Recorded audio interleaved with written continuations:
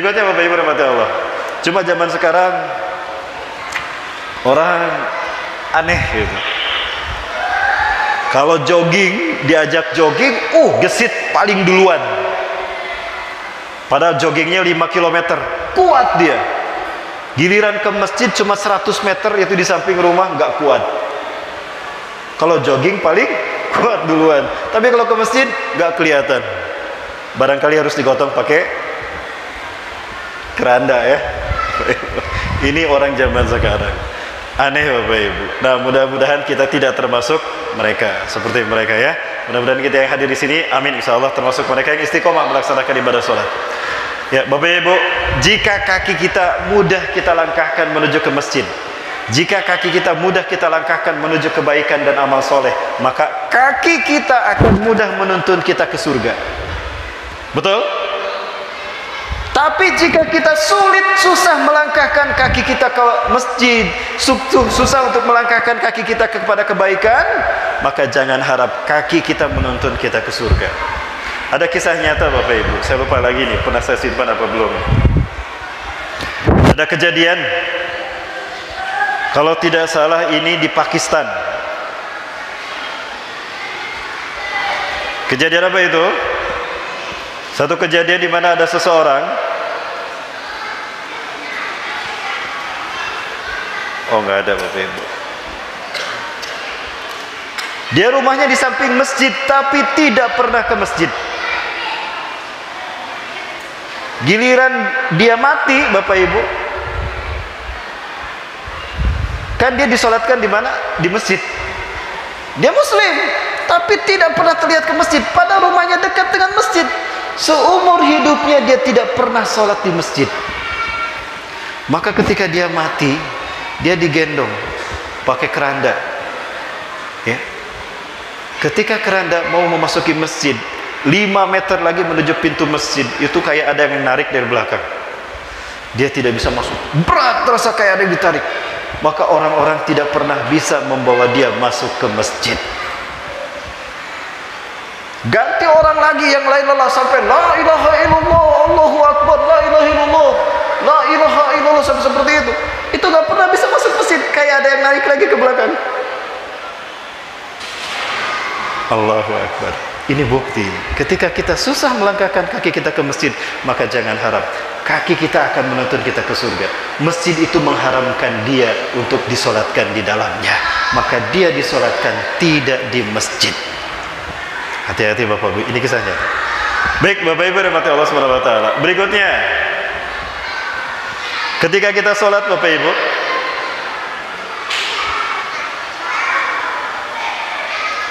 kita diperintahkan oleh Allah untuk menghadap ke Ka'bah. Kenapa kita sholat harus menghadap ke Ka'bah? Karena Ka'bah lurus dengan arsy Allah.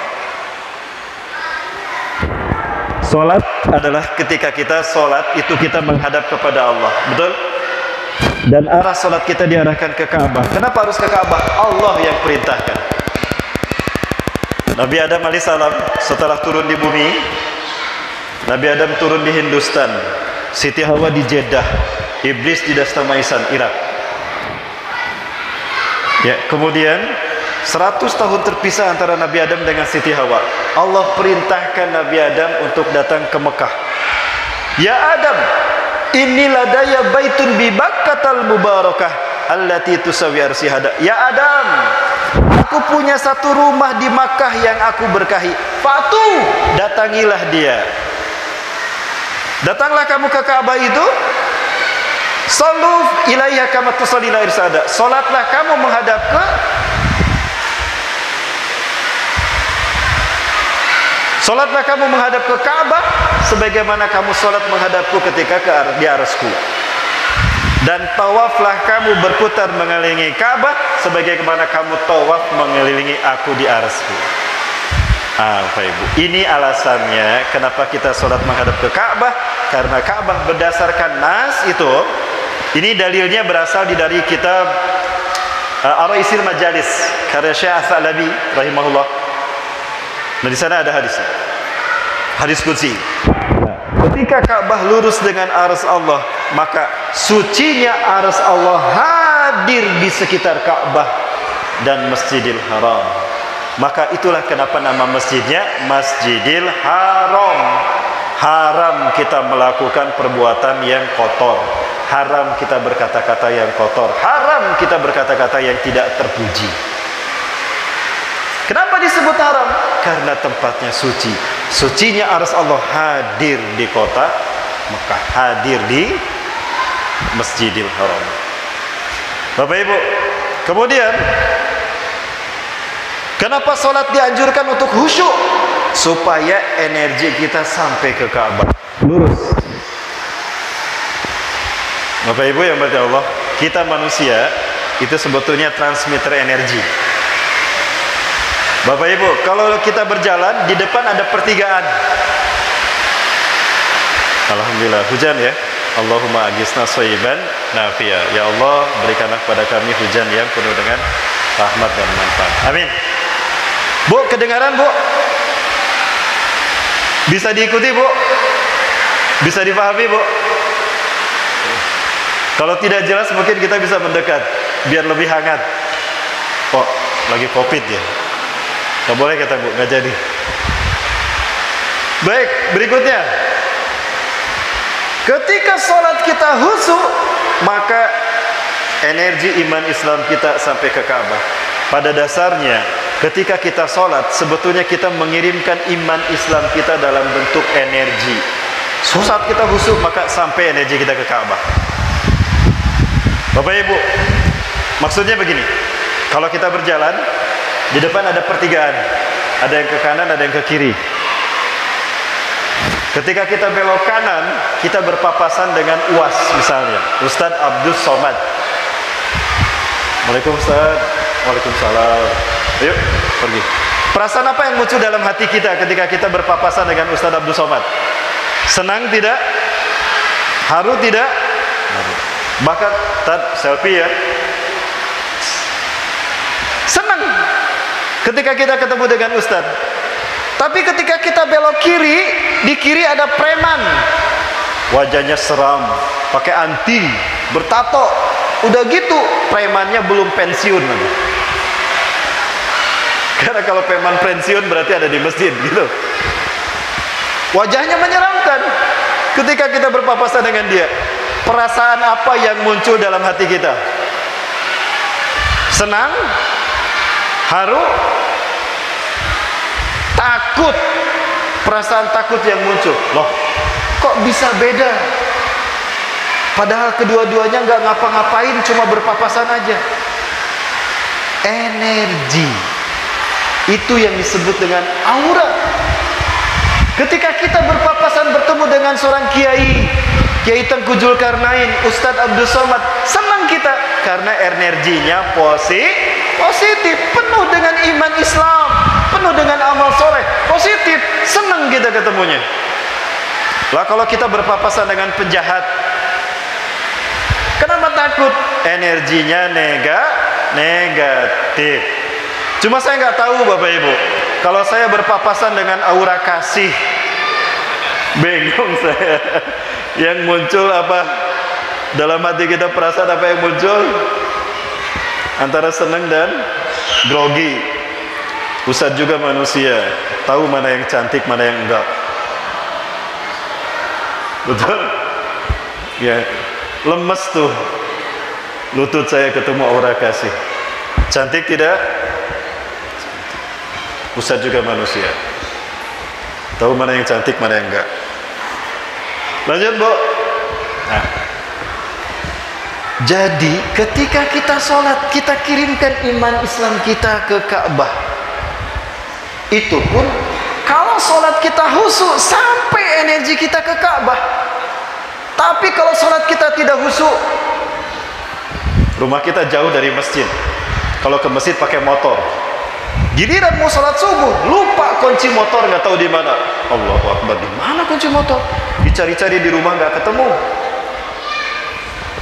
Ya, aduh, ini pasti masbuk ini. Dari tadi nyari-nyari kunci motor nggak ketemu. Akhirnya gimana? Karena kunci motor nggak ketemu, lari dia ke masjid. pasti saya masbuk ini gara-gara kunci motor. Begitu sampai di masjid, betul dia ketinggalan 1 rakaat. Gara-gara kunci motor saya jadi masbuk. Gak sempat saya sholat sunat 2 rakaat. Allahu Akbar. Terbayang nih Tasan, kunci motorku ada di jaket kuning samping pintu sebelah kanan. Oh iya. Lagi sholat. Khusyuk tidak? Fisiknya di masjid, jiwanya, ruhnya masih di rumah, lagi keliling cari kunci motor. Ketemu sama ruhnya. Khusyuk tidak? Tidak. Energinya tidak sampai ke sini. Fisiknya di masjid, iman Islamnya ke sana kemari itu, nggak sampai ke Ka'bah. Nah itu kenapa kita sholat harus khusyuk. Kedua, ketika kita sholat khusyuk sendirian, energi kita memang sampai ke Ka'bah. Tapi kalau sendirian, ya seenergi yang kita punya, secepat energi yang kita punya. Mungkin kecepatannya 500 kilobyte. Tapi terbayang nggak kalau berjamaah, energi kita digabung dengan energi jamaah, apalagi masjidnya sebesar Al-Khairat ini, penuh masjidnya, tenaga energinya digabungkan, cepat tidak sampainya? Cepat. Itulah kenapa Rasulullah SAW mengatakan sholat berjamaah lebih baik daripada sholat sendirian. Sekali lagi Bapak Ibu, itulah kenapa fungsi sholat kita harus khusyuk, supaya energi kita sampai ke Ka'bah. Jangan kayak gini. Ada 4 adik kakak. Mereka baru masuk Islam. 4 adik kakak ini laki-laki. Mereka mu'alaf, baru belajar sholat. Kakak pertama jadi imam sholat. Allahu Akbar. Di belakangnya adik nomor 3, nomor 2, nomor 3, nomor 4. Di tengah-tengah sedang membaca sholat dilaksanakan. Imamnya kentut. Ghairil maghdubi alaihim waladdallin. Amin. Bismillahirrahmanirrahim. Dut, imamnya kentut. Adik yang di belakang, imam kentut, batal. Ini baru belajar sholat, mu'alaf. Imamnya kentut, batal. Kata Pak Ustaz, sholat gak boleh kentut. Adik yang ketiga, lagi sholat gak boleh ngomong. Lagi sholat gak boleh ngomong. Yang terakhir yang di ujung, untung saya gak ngomong. Yang batal 1, yang kentut 1, yang batal semuanya. Sholat seperti ini yang tidak berdasarkan ilmu, makanya harus berdasarkan ilmu. Ilmu kita untuk sholat apa? Quran dan hadis. Bapak Ibu, dahsyat ketika saya mempelajari tentang filosofi sholat. Ini Bapak sekalian, ketika kita sholat berjamaah, maka energi kita digabung dengan energi jamaah, cepat sampai sholat kita ke Ka'bah. Kemudian ketika kita energi itu sampai ke Ka'bah, Bapak Ibu, ketika kita pergi ke Ka'bah, kapanpun kita pergi ke Ka'bah, pasti kita akan mendapati orang-orang tawaf. Betul? Saya setiap kali ke sana itu selalu ada yang tawaf. Kapanpun jamaah kita datang, jam berapapun kita ke Masjidil Haram, pasti tawaf ada. Cuma pandemi ini aja orang tidak ada tawaf. Apa itu tawaf? Berputar ibadah mengelilingi Ka'bah sebanyak 7 kali, berlawanan dengan arah jarum jam. Para sahabat menceritakan, kana Nabi sallallahu alaihi wasallam ja'ala al-Ka'bata fi shimali hina yatufuha. Adalah Rasulullah SAW menjadikan Ka'bah di sebelah kirinya ketika Rasulullah bertawaf mengelilingi Ka'bah. Bapak Ibu, satu itu. Ketika kita tawaf, ketika kita sholat, kita mengirimkan iman Islam kita ke Ka'bah. Dimanapun orang beriman berada, muslim berada, ketika dia sholat, dia kirimkan iman Islamnya ke Ka'bah, lalu diputar oleh orang yang tawaf. berlawanan dengan arah jarum jam. Apa yang terjadi ketika energi berkumpul di satu titik diputar oleh orang berlawanan arah jarum jam? Sama dengan jari kanan kita. Ketika energi diputar searah dengan 4 jari, akan terjadi lompatan energi yang arahnya ditunjukkan ibu jari. Kemana perginya? Allah.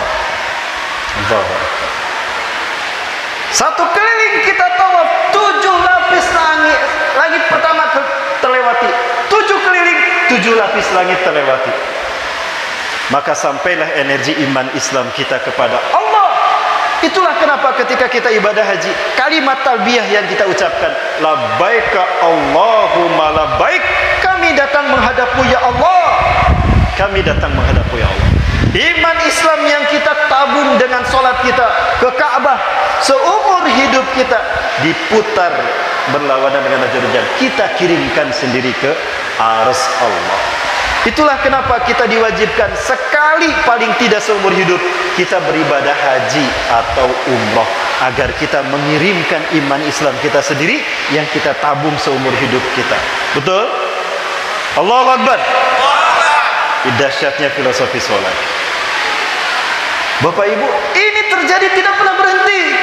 Sholat tidak pernah berhenti setiap detik. Kenapa? Karena azan tidak pernah berhenti setiap detik. Ketika Indonesia adzan subuh, Malaysia adzan. Indonesia belum selesai adzan subuh, Malaysia sudah adzan. Ketika Malaysia adzan subuh, Thailand adzan. Ketika Thailand adzan subuh, nyambung terus sampai ke benua Atlantika. Ketika di benua Atlantika adzan subuh, Indonesia Timur sudah adzan zuhur. Maka tidak henti-hentinya manusia mengumandangkan suara azan. Betul? Kita lihat ini buktinya.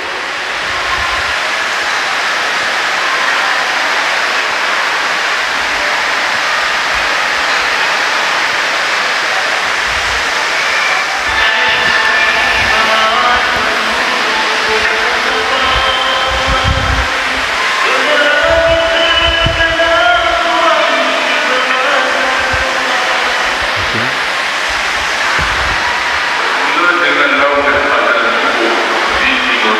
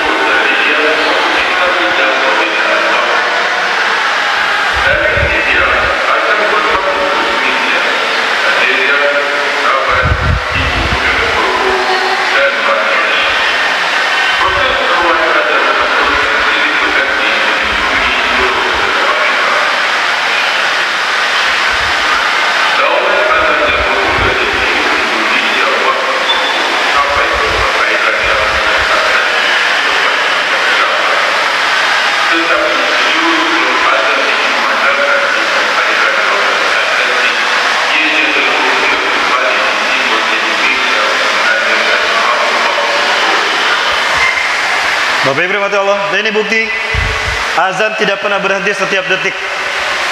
Ketika azan tidak pernah berhenti setiap detik, maka sholat pun tidak pernah berhenti setiap detik. Ketika sholat tidak pernah berhenti, maka tidak henti-hentinya energi iman Islam manusia yang beriman dikirimkan ke Ka'bah. Maka numpuk energi iman Islam manusia di Ka'bah, lalu diputar dengan tawaf sampailah kepada arsy Allah. Nah, energi tauhid umat manusia seluruh dunia inilah yang membuat bumi kokoh terikat dengan arsy Allah. Betul? Energi tauhid. Maka apa jadinya ketika pandemi COVID-19 menghalangi orang sholat berjamaah di masjid? Apa jadinya ketika Ka'bah sebagai titik di mana terkumpulnya energi iman Islam sepi dari orang yang tawaf? Ketika masjid kosong, orang tidak sholat di masjid tapi sholat di rumah, berkurang energi sholat yang dikirimkan ke Ka'bah. Betul? Ketika energi berkurang, maka berpulang pula energi yang sampai dari bumi ke arsy Allah, maka bumi goyang. Itulah banyak terjadi gempa bumi, musibah apapun, banjir di muka bumi. Tidakkah kita menyadari itu? Bukankah Rasulullah SAW pernah mengatakan, tidak akan terjadi hari kiamat sehingga masjidnya megah-megah tapi kosong isinya? Betul? Pernah mendengar itu? Tidak akan terjadi hari kiamat sehingga banyak terjadi gempa bumi di mana-mana. Apakah tidak nyambung antara masjid kosong dan gempa di mana-mana, musibah di mana-mana? Lihat tahun 2021 ini. Gara-gara pandemi 10 bulan masjid kosong dari melaksanakan ibadah berjamaah. Energi tauhid yang kita kirimkan dengan sholat kita, energi tauhid manusia yang dikirimkan dengan ibadah haji, terhenti gara-gara COVID-19.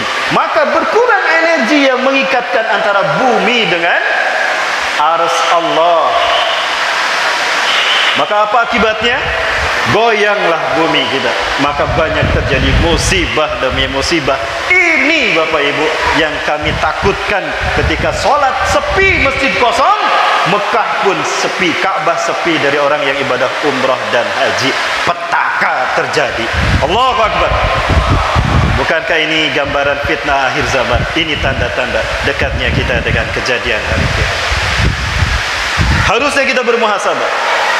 Maka ketika banyak terjadi bencana alam, bukan masjid yang ditinggalkan, tapi justru manusia harus kembali ke masjid, kembali kepada Allah Azza wa Jalla.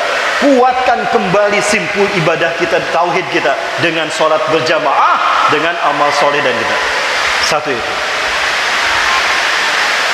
Yang kedua Bapak Ibu, hikmah dari ibadah haji, apa yang dapat kita pahami dari ibadah haji? Salat merupakan ukuran benar tauhid manusia, benar tidaknya tauhid seseorang, ukuran tauhid manusia secara individu. Ibadah haji adalah ukuran benar tidaknya tauhid umat manusia seluruh dunia. Dapat kita bayangkan ketika ibadah haji, semua umat Islam di seluruh dunia berkumpul di waktu yang sama, di tempat yang sama, melakukan ibadah yang sama, menyembah Tuhan yang sama. Inilah konfigurasi ummatan wahidah, umat bertauhid, kumpul semua seluruh dunia. Ketika kita ibadah haji, kita berjamaah tidak? Ketika sholat berjamaah dilaksanakan di Masjidil Haram ketika ibadah haji, apakah sholatnya misah setiap negara? Masing-masing negara sholat sendiri-sendiri, imamnya dari negara masing-masing? Berjamaah tidak? Berjamaah. Satu imamnya, umat Islamnya seluruh dunia. Berbeda warna kulit, berbeda bangsa, berbeda bahasa, berbeda negara, larut dalam ibadah yang sama, menyembah Tuhan yang sama. Inilah ummatan wahidah. Apabila umat seperti ini seluruh dunia, kokoh umat Islam, mulia umat Islam di mata musuh-musuh Islam. Tapi apa yang terjadi?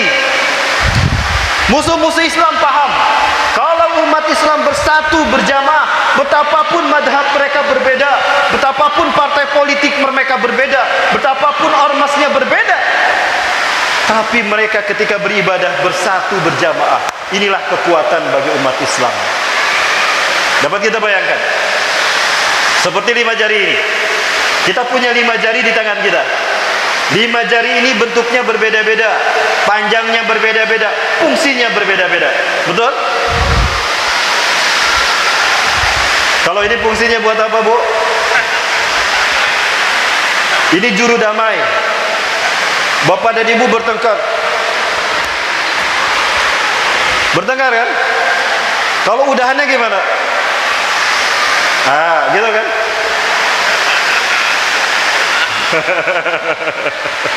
Gitu ya? Betul, Bu? Betul. Kalau ini tugas Bapak. Nah, gitu.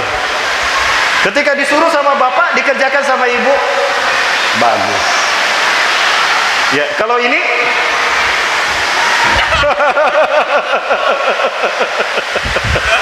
kalau ini 5 jari kita berbeda bentuk dan panjang, fungsinya berbeda. Kita tidak akan bisa bekerja hanya dengan mengandalkan telunjuk. Kita tidak akan kuat bekerja hanya dengan mengandalkan kekuatan ibu jari. Betul. Susah. Berkelahi juga sama. Berkelahi pakai telunjuk. Kalah tidak musuh, kita yang kalah, sakit. Betul. Lebih pakai ini, kita yang patah dari kita.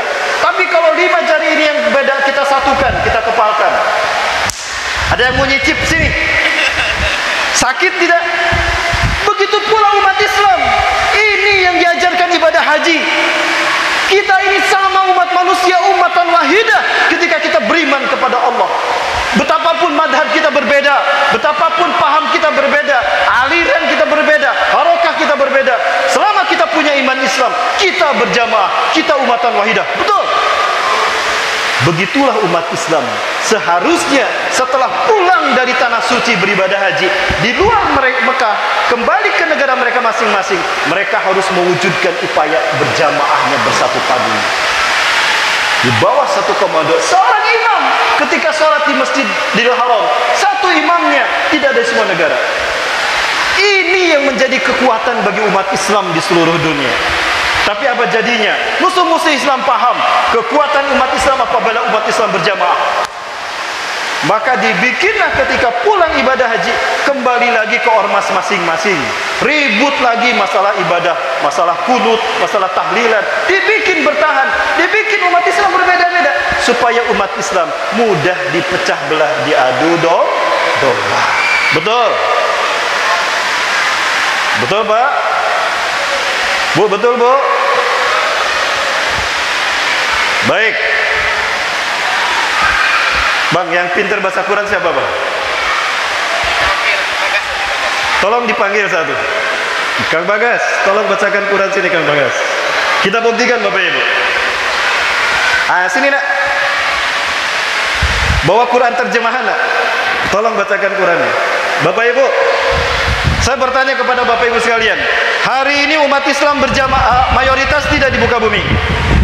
Agama yang paling banyak dianut umat manusia, agama apa? Agama Islam. Di dunia ini ada 7,5 miliar umat manusia di muka bumi. Menurut data statistik yang terakhir, paling banyak umat Islam. Duduk. Biar jadi ustaz. Amin. Bapak Ibu, apakah umat Islam seluruh dunia hari ini berjamaah apa berpecah belah? Berjamaah apa berpecah belah? Berpecah belah. Yakin?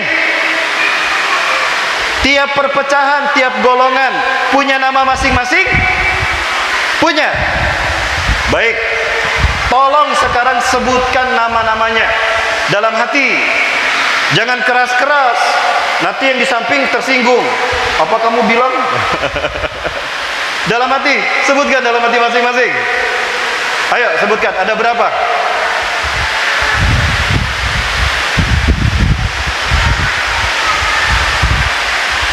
Udah? Ada berapa? Banyak. Ada 10. Lebih dari 10. Sekarang, nah ini harus pakai speaker yang keras Uzabin. Tolong sebutkan satu saja nama golongan yang ada di zaman Rasulullah dan para sahabat. Pakai speaker. Ada tidak? Ada tidak? Ada? Tidak ada. Lalu kenapa sekarang harus ada? Inilah bahayanya perpecahan dalam beragama. Baik Ananda, buka Quran surat Yusuf surat ke-12 ayat ke-40 nak. Tolong bacakan nak. Berpecah belah dalam beragama, syirik, dan syirik lawan dari tauhid. Padahal rukun Islam kita membentuk tauhid dalam diri kita. Salat kita membangun tauhid dalam diri kita. Ibadah haji membangun tauhid umat manusia. Maka ketika kita pulang kembali berpecah belah, syirik, sia-sia ibadah salat dan ibadah haji kita. 40. Oke.